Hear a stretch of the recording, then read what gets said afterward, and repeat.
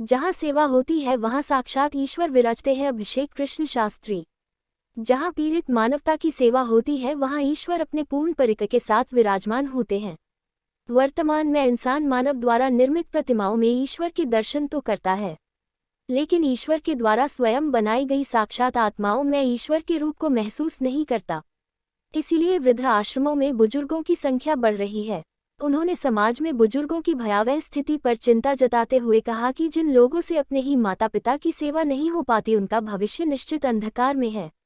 मध्य प्रदेश विदिशा जिले में संचालित श्रीहरि वृद्ध आश्रम में भोजन सेवा करने हेतु पहुंचे राष्ट्र गौरव सम्मान से विभूषित कथा व्यास पंडित अभिषेक कृष्ण शास्त्री ने श्रीहरि वृद्ध आश्रम में 24 घंटे बुजुर्गों की अद्भुत सेवाओं की मुक्त कंठ से प्रशंसा करते हुए पूरी सेवाभावी टीम को नमन करते हुए विश्वास दिलाया कि वृद्ध आश्रम को जब भी सहयोग की आवश्यकता होगी वे सदैव तत्पर रहेंगे और 11,000 रुपये दान कर बुजुर्गों का आशीर्वाद प्राप्त किया।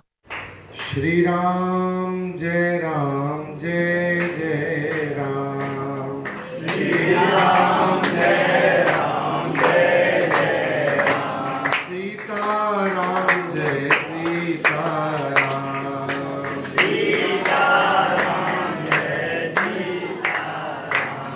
श्री सीताराम भद्र भगवान की।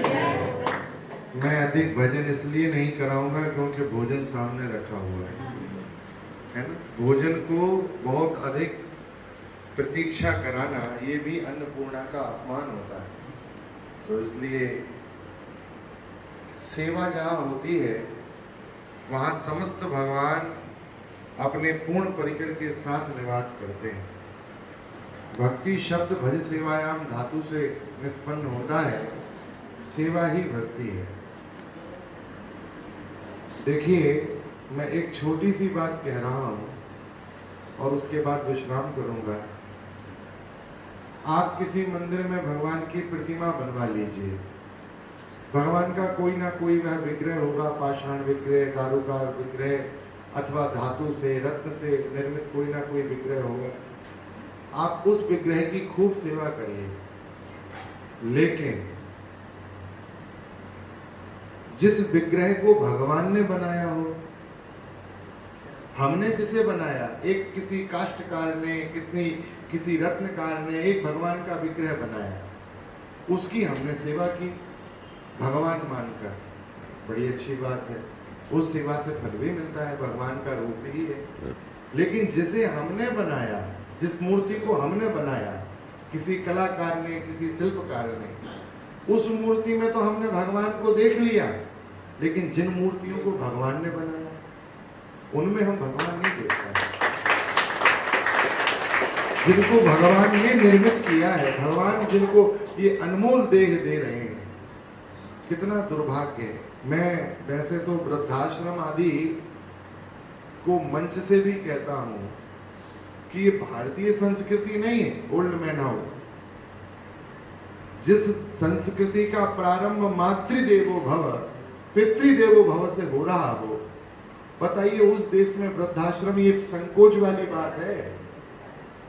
कितना मान्य समाज कितना पिछड़ गया है, कितनी दयनीय अवस्था हमारे समाज की है।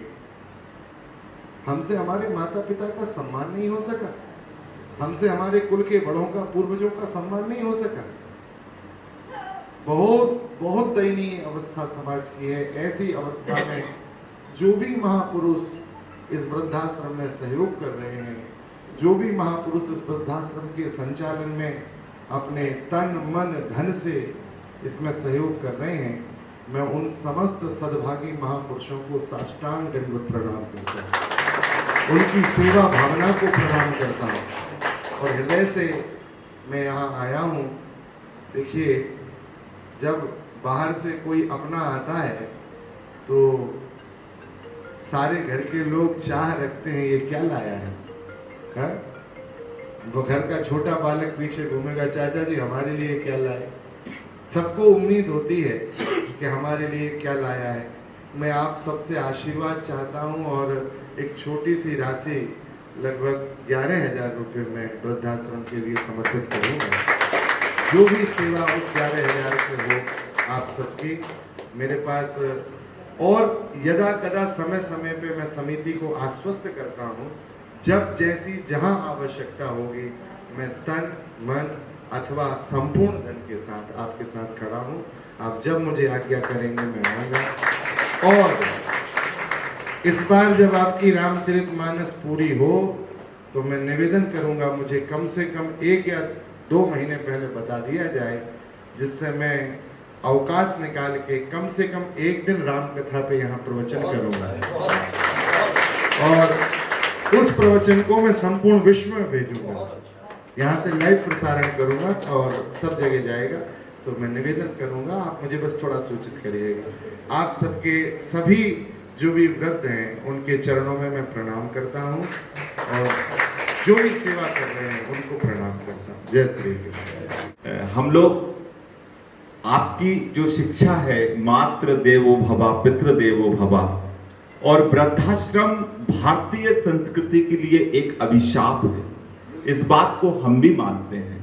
और यहाँ पर जिन बुजुर्गों को आश्रय दिया गया है, हम कोशिश करते हैं कि वास्तव में जो निराश्रित, निर्धन, बेसहारा, निसंतान अगर ऐसे लोग आते हैं, उनके लिए तो एक वरदान बन सकता है। लेकिन जो परिवारों से बुजुर्ग आते हैं, तो आपके आशीर्वाद से हम लोग इस काम को कर रहे हैं और अभी तक हम 550 बुजुर्गों को वापस उनके घरों में पहुंचा चुके हैं। यहाँ जो आते हैं बुजुर्ग, हम लोग कोशिश करते हैं कि उनकी पहले काउंसलिंग करते हैं, उनका पूरा प्रोफाइल देखते हैं और उसमें ये कोशिश करते हैं।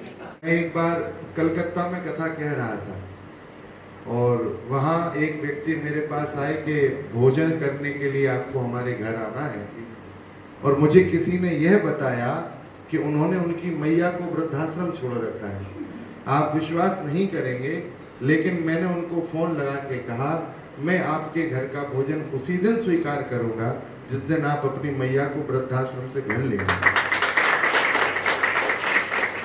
तो मैं तो इस पक्ष में सदा रहता हूं कि माता पिता का सम्मान घर में हो, और ये जो सेवालय हैं जहां मानव सेवा हो रही है किसी भी रूप में हो, विदिशा में तो सेवा की भावना बहती है। हमारे मनोज भैया प्रकृति की सेवा में लगे हैं और हमारे वेद भैया ये संस्कृति की सेवा में लगे हैं, और इस समय एक तरफ प्रकृति एक तरफ संस्कृति के बीच में मैं फंसा हुआ हूँ।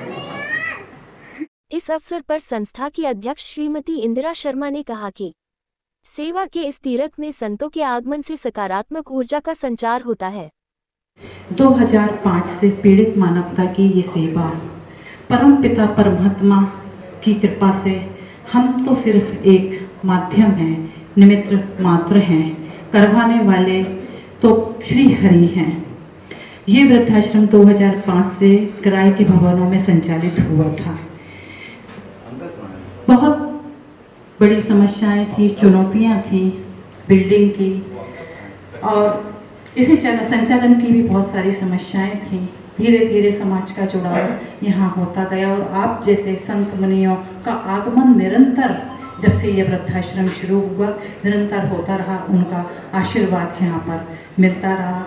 हमारे यहाँ सभी जो बुजुर्गजन हैं 90% देहदानी हैं, और परमात्मा की ये कृपा है, समाज का सहयोग है, आपका सभी का आशीर्वाद है, और मैं इस अवसर पर पुनः आपका वंदन अभिनंदन करूँगी। वही वृद्ध आश्रम के संचालक वेद प्रकाश शर्मा ने कहा कि जहां वृद्ध आश्रम भारतीय संस्कृति के लिए अभिशाप है, वही निराश्रित, निर्धन और बेसहारा निसंतान वृद्धजनों के लिए एक वरदान संस्था है। उन्होंने बताया कि वृद्ध आश्रम समिति ने अपने प्रयासों से अभी तक 500 से अधिक वृद्धजनों को परामर्श के जरिए वापस सम्मान के साथ उनके घरों में पुनर्वास करने में सफलता अर्जित की है। इस अवसर पर वृद्ध आश्रम संचालन समिति द्वारा पंडित अभिषेक कृष्ण शास्त्री का पुष्पमालाओं से अभिनंदन किया। इस अवसर पर मुक्तिधाम समिति के सचिव मनोज पांडे एवं युवा समाज सेवी विमलेश सक्सेना, वृद्ध आश्रम के सहयोगी हर्षवर्धन सक्सेना और रविशंकर शर्मा, रवि प्रजापति उपस्थित रहे।